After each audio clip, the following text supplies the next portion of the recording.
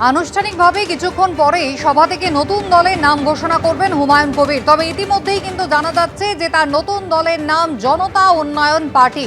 সভার আগেই কিন্তু হুমায়ুন কবির তা জানিয়ে দিয়েছেন। ইতিমধ্যেই মানুষ আসতে শুরু করেছেন, ভিড় বাড়তে শুরু করেছে বেলডাঙ্গার খাগড়ুপাড়া মোড়ে, যেখানে সভা করবেন হুমায়ুন কবির। এমনকি মিমের পতাকাও সেখানে দেখা যাচ্ছে। আমাদের দুই প্রতিনিধি সরাসরি আমাদের সঙ্গে রয়েছেন, উজ্জ্বল মুখোপাধ্যায় এবং পার্থপ্রতিম ঘোষ। আমি প্রথমেই চলে যাব উজ্জ্বলের কাছে। উজ্জ্বল, দলের নাম পর্যন্ত ঘোষণা হয়ে গিয়েছে কিছুক্ষণ আগে, সেক্ষেত্রে আর কি আজকে বাকি রয়েছে চমক?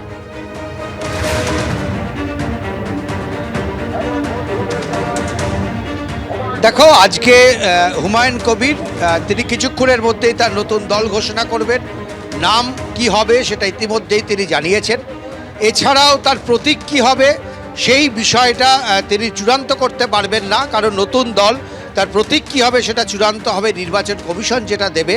তার পছন্দ টেবিল, না হলে জোড়া গোলাপ ফুল। তার দাবি 2 ফুলের মাঝখানে দাঁড়িয়ে গোলাপ ফুল লড়াই করবে। তার দলের পতাকা কি হবে সেটাও কিন্তু তিনি ঘোষণা করবেন, এবং সেই পতাকা জাতীয় পতাকা এবং তৃণমূল কংগ্রেসের পতাকার অনেকটা কাছাকাছি, এমনটাই তিনি জানিয়েছেন।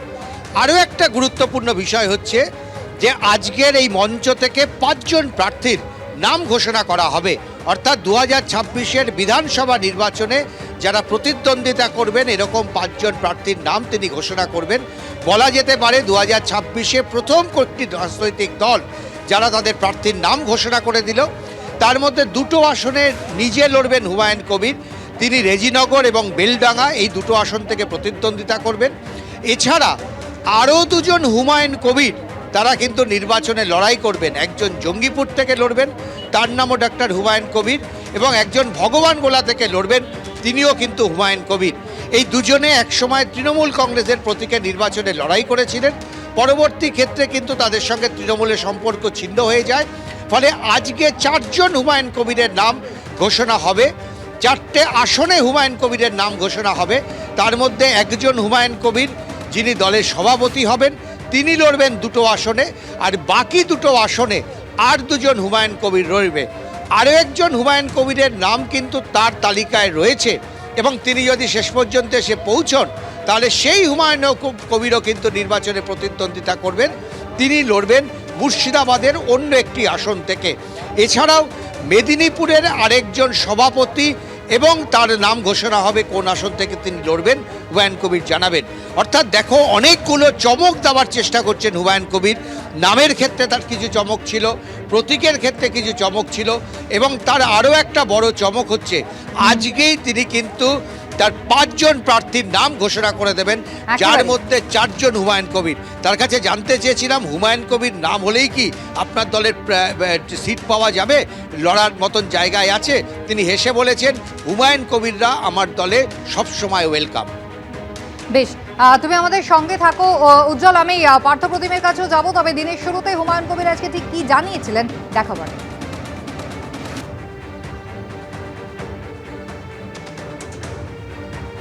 135 বলেছিলাম, ওটা আরও বাড়বে। মিনিমাম 182 আসন থাকবে, বা প্রয়োজন হলে 294 লড়ব। আপনারা 21-এর আগে আইএসএফ নিয়ে একই প্রশ্নগুলো করতেন, উত্তর নিশ্চয়ই পেয়ে গিয়েছেন যে আইএসএফের সঙ্গে যারা ছিল তারা কি পেয়েছিল, আর আইএসএফ নিজে কটা আসন পেয়েছে। ফলে হুমায়ুন কবিরের সঙ্গে একটু মুখ লাগাতে চাই না। উনি 294টা আসনে প্রার্থী দিন, আর ছোটোখাটো জায়গায় দল ঘোষণা না করে ব্রিগেডে এসে দল ঘোষণা করুন। উনি চাইলেই বিজেপি এখন দিয়ে দেবে ব্রিগেড, সেনাবাহিনী। অর্থাৎ 26-এর বিধানসভা ভোটের দামামা কিন্তু বাজিয়ে দিতে চাইছেন হুমায়ুন কবির, যেখানে তিনি ইতিমধ্যেই আজকে 5 জন প্রার্থীর নাম পর্যন্ত ঘোষণা করতে পারেন এমন সম্ভাবনা তৈরি হয়েছে। এবার পার্থপ্রতিম ঘোষ সরাসরি আমাদের সঙ্গে রয়েছেন বেলডাঙ্গা থেকে। পার্থ, একদিকে যখন হুমায়ুন কবির তাকে নিয়ে জল্পনা চলছে, দলের নাম সামনে আসছে, কিছুক্ষণের মধ্যে আনুষ্ঠানিক ঘোষণা হবে, তার মধ্যে মিমের পতাকাও দেখা যাচ্ছে এই সভাস্থলে। সমর্থকরা এসে পৌঁছেছেন মিমের, কোথা থেকে এলেন? দেখো একেবারে সভাস্থলে মিমের সমর্থকেরা তারা কিন্তু হাতে পতাকা নিয়ে এই মুহূর্তে এসে পৌঁছেছে হুমায়ুন কবির আজকে সভামঞ্চে এবং সেক্ষেত্রে তাদের তরফ থেকে যে বিষয়টা বলা হচ্ছে যে কান্দি ব্লকের যিনি চেয়ারম্যান তিনি কিন্তু এসে পৌঁছেছেন ব্যক্তিগতভাবে হুমায়ুন কবির তাদেরকে ইনভাইট করেছিলেন এবং সেই জন্যই তারা কিন্তু এসে পৌঁছেছেন এবং আগামী দিনে যাতে মিমের সঙ্গে জোট হয় হুমায়ুন কবিরের দলের সেই বিষয়টা নিয়েই তারা একটা বার্তা দিতে চাইছেন। এবং এক্ষেত্রে আরও একটা বিষয়, হুমায়ুন কবির আজকে যে কর্মসূচি রয়েছে তার নতুন দল ঘোষণা, সেই দলের নাম জনতা উন্নয়ন পার্টি এবং সেই জনতা উন্নয়ন পার্টির ঘোষণা হবে আর কিছুক্ষণ পরে। এবং তার পাশাপাশি আজকে এখান থেকে পশ্চিমবঙ্গের মূলত যে বিষয়গুলো অত্যন্ত গুরুত্বপূর্ণ, যার মধ্যে শিক্ষা, স্বাস্থ্য, শিল্প, এইরকম একাধিক 50টা ক্ষেত্র তারা আগামী দিনে কোন পথে এগোতে চান সেই বিষয়টাও কিন্তু ঘোষণা করবেন আজকের হুমায়ুন কবির আজকে নতুন দল জনতা উন্নয়ন পার্টি। দেখতে পাচ্ছ একেবারে মঞ্চ প্রস্তুত করা হয়েছে যেখানে 250 জন যারা আমন্ত্রিত তারা আসবেন এবং এর মধ্যে 75 জন যারা হচ্ছে রাজ্য কমিটি হুমায়ুন কবিরের যে পার্টি সেই পার্টির 75 জন রাজ্য কমিটির সদস্য তারা আজকে থাকবেন। মূলত একেবারে আগামী বিধানসভা নির্বাচনকে পাখির চোখে রেখে হুমায়ুন কবির কিন্তু তার যে আগামীর যে নতুন ইনিংস সেটা শুরু করতে চলেছেন এবং এক্ষেত্রে দেখতে পাচ্ছ একেবারে যে মঞ্চ সেই মঞ্চ প্রস্তুত হয়েছে এবং অনেকেই কিন্তু ইতিমধ্যে আসতে শুরু করেছেন এবং তার পাশাপাশি কিন্তু মিমের পতাকা নিয়ে আমরা দেখতে পেলাম যে মিমের কর্মী সমর্থকেরাও তারাও কিন্তু যোগ দিয়েছেন হুমায়ুন কবিরের সভায়। যদিও মিমের তরফ থেকে আনুষ্ঠানিকভাবে ঘোষণা করা হয়নি যে জোট হবে কি হবে না, তুমি দেখেছো যে হুমায়ুন কবির তিনি কিন্তু আগেই জানিয়েছিলেন যে মিমের সঙ্গে তাদের জোট হবে এবং সেটা আগামী দিনে কোন পথে তারা এগোয় সেটা দেখার বিষয়। কিন্তু আজকে সেক্ষেত্রে ইতিমধ্যেই আসন সমঝোতা নিয়েও কিন্তু হুমায়ুন কবির একটা হিসেব গত পরশুদিনই তুলে ধরেছিলেন, আমরা দেখেছি। পার্থ ধন্যবাদ, উজ্জ্বল তোমাকেও ধন্যবাদ। ডিসেম্বর মাস মানে ওই কিছু কিছু বদরক্ত শরীর থেকে বেরিয়ে গেল ভালো।